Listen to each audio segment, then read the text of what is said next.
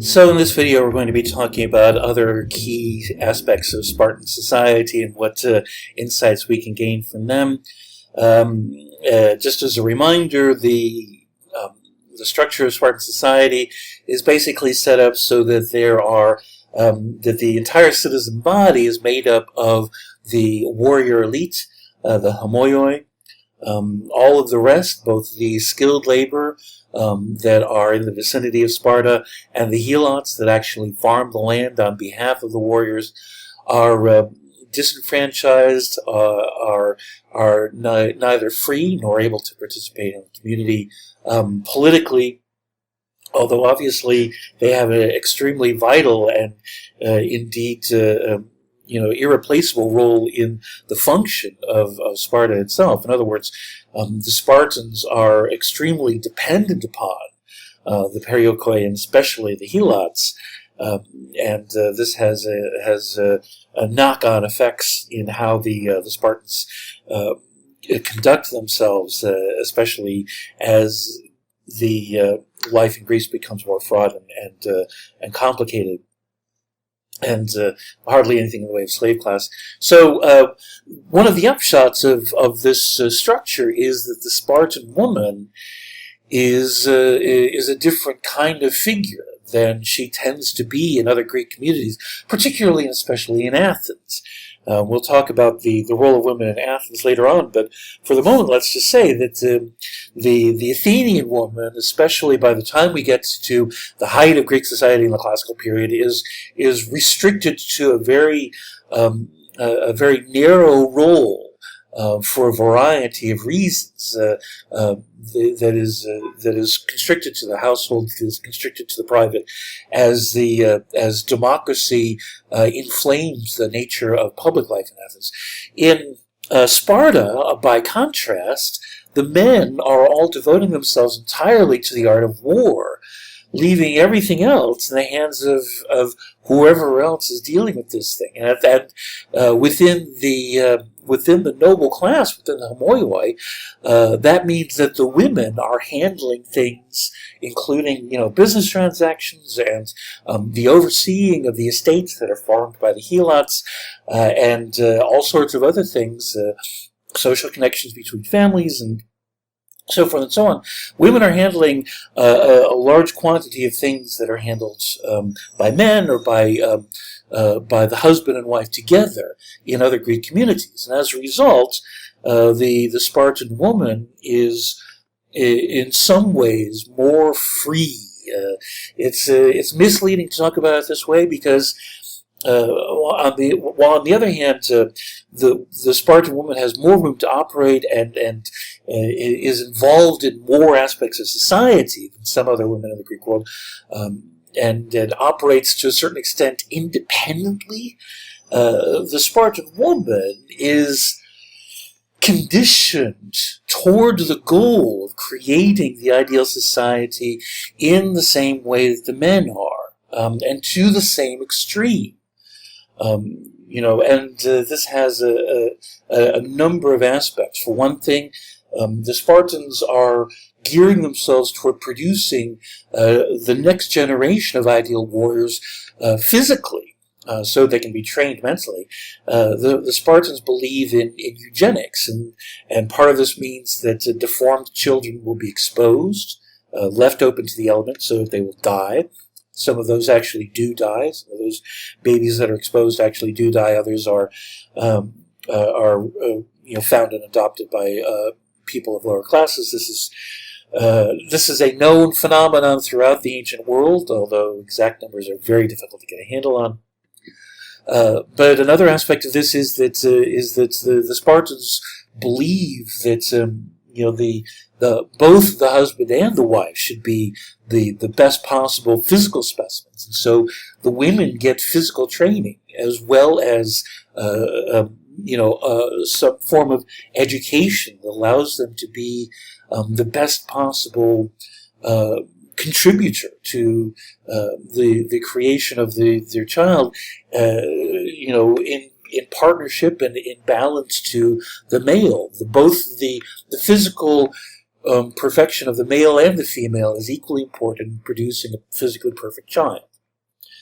And this also means that the Spartan woman is not necessarily subjected to arranged marriage in the same way that women are in other communities. The purpose of arranged marriage is normally to create alliances between important families, to bolster families and raise them up over other families. That's irrelevant in Sparta because all of the warrior families are supposed to be the same. This is what homoioi means. So there's much less pressure to engage in arranged marriages in order to make connections between families. And so other factors become involved in marriage, including, physical beauty and physical achievement, as well as, emotional attachment, and the will and desire of the individuals involved, which is normally going to be, because of their conditioning, to procreate, to create a next generation of warriors. Among men, the goal is to be the most perfect form of hoplite warrior. Among women, the goal is to be the mother of the most perfect form of hoplite warrior. And the emphasis, in a way, is the most you can possibly do, the most you can give of yourself as a warrior is to die for your country. And, bear in mind that they're fighting and dying and devoting themselves to their Spartan identity, not for, Helot, not for Greece, but for Sparta. All throughout Spartan history, the Spartans are devoted to their own identity as Spartans. They fight for it and die for it. And so this means that, there's a certain morbid streak to this ideal of perfection, this ideal of achievement. The greatest possible achievement that you can give is to give every single particle of your being to warfare and to Sparta. And the most you can possibly do in that direction is to die in battle for Sparta, in a battle in which Sparta is victorious. And so there's a certain dark undertone and sort of a black irony involved that what a Spartan hopes most to do, in a way, is to die for Sparta in the act of bringing Sparta victory. And this same goal is held by the women. The men hope to fight and die for Sparta, and the women hope to create warriors who fight and die for Sparta, to be the Spartan matron. The most honorable of Spartan matrons is one who has had multiple sons who have acquitted themselves with valor in the battlefield and have died for Sparta. And there are a number of anecdotes that are told by Plutarch. You can Google Plutarch on Spartan women, or the sayings of Spartan women. There's a whole page of this, and one of them goes, one Spartan woman sent forth her sons, 5 in number, to war, and standing on the outskirts of the city, she awaited anxiously the outcome of the battle. And when somebody arrived and, in answer to your inquiry, reported that all her sons had met with death, she said, "I didn't inquire about that, but how fares our country?" And when he declared that it was victorious, then she said, "I gladly accept also the death of my sons." Another was burying her son when a commonplace old woman came up to her and said, "Oh, the bad luck of it, you poor woman." "No, by heaven," said she, "but good luck, for I bore him that he might die for Sparta. And this is the very thing that has come to pass for me." And so, one of the things that's a truism about studying history, and in particular studying ancient history, is that we tend to know a great deal about the nobility, about the people at the top layer of society, because these were the ones that have the time to write and the leisure to devote themselves to rhetoric and oratory and the practice of creating literature. And so we tend to know very little about the other classes below the top layer, and so we only know a very limited amount about the Periokoi or about the Helots. Most of what we do know is the extent of their interaction with the Homoioi elite, but the dependence of the Homoioi upon them, especially upon the Helots, which vastly outnumber them on the order of 7 or 10 to 1,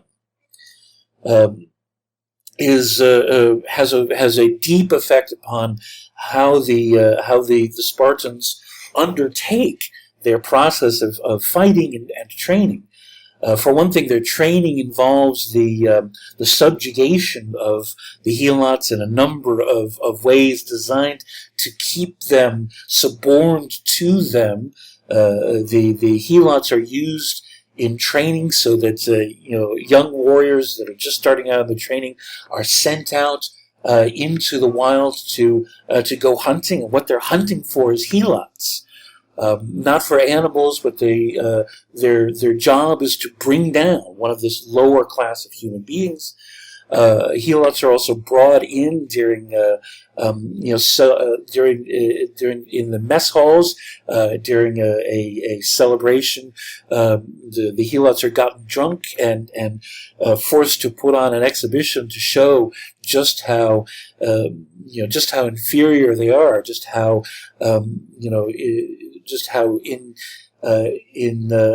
incompetent they are at being Greeks, at being civilized beings. These are lesser forms of life. But at the same time, the Spartans know that everything would fall apart without the Helots to provide them with food so that they can focus on war. And if the Spartan army is away too long, there's a constant danger the Helots will rise up and attempt to achieve their own freedoms. And the Spartans live in constant fear of this Helot uprising, and they do occur on periodic occasions, and they tend to be extremely ruthlessly repressed.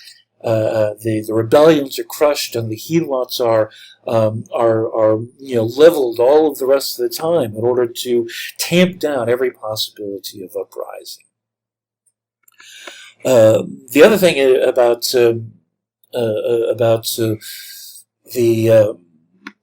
that's unusual about the Spartans is the nature of their religion. As we've already seen, the rest of the Greeks, especially the Athenians, frame their religion, their understanding of the gods through literature, through poetry, through the works of Homer and Hesiod and other figures like this. And their understanding of the gods is as reactions to the foibles and failures of human motivation. You would think that at least the Greek god of war, Ares, would have some kind of veneration in Sparta or Athenian, the goddess of tactics and a war waged with reason. But there's a problem here, which is that for the gods to become involved means that the Spartans are delegating to some other power their prowess in war, and that fundamentally is unacceptable to them. The Spartans, in a way, are among the first Greeks to set aside their dependence upon the gods in order to devote themselves to their own self-improvement. And so amongst the Spartans you hear very little about the gods, and even gods having to do with war. We know relatively little about the inner workings of the Spartan government. In a way, it's almost unimportant. One thing to note about this, I was saying that our written information about ancient history tends to come from the leisured class, tends to come from the top layer of society, because they tend to have the time to write about things and the inclination, compared to everyone else who's very busy with the fundamental aspects of survival. The Spartans, of course, reject literature and art and all these other decadent things that other Greeks do in order to devote themselves to war. And so, as a consequence, we have next to nothing that is the Spartans writing about themselves, or that is a relic of Spartan writing. Almost every single damn thing that we know about the Spartans comes from outsiders writing about the Spartans, from an attitude that positions the Spartans as intrinsically alien to all of the rest of the Greeks. One of the few exceptions to this is the Great Retro, which talks about on the one hand, this is what we get for a constitution of the Greeks, of the Spartans, and on the one hand, it talks about the Spartan citizen body as a whole, which is the top layer, the homoi only, a few thousand, warriors at the top of society. And this is Sparta, and they are all at the same level. And then there's this passage that's tacked onto them that says, the people are sovereign, but if the people are corrupted, then their elders have to set aside what the people say and do what's right for Sparta. And so there's this, on the one hand, there's this thing that the Spartan people are all, shoulder to shoulder, are all equal. And on the other hand, there's a provision for getting around that should there be something to go wrong. The Spartans, one of the things that happens with the advent of the polis, at the dawn of the Archaic Age, is that the kings throughout the Aegean world are set aside. As the polises emerge into the light of the Archaic era, they emerge with no kings, with elected annual magistrates, exclusively throughout the Greek world, with one exception. So everybody goes from having a king to having no kings, except Sparta, which has 2 kings. But the purpose of this king is to have a ruler that leads the armies in battle, and whose living function is to do so. And they essentially have 2 kings so that they have a backup.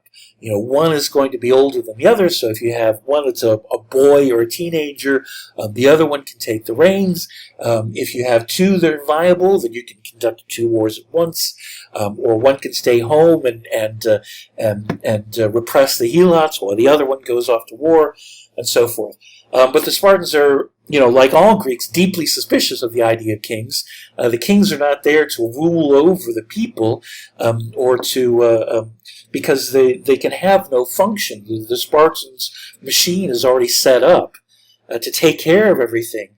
There's no role for a king in terms of domestic politics and in ruling over the citizen body. And so there's no worry about the king interfering with the rights of the Spartan warrior citizens.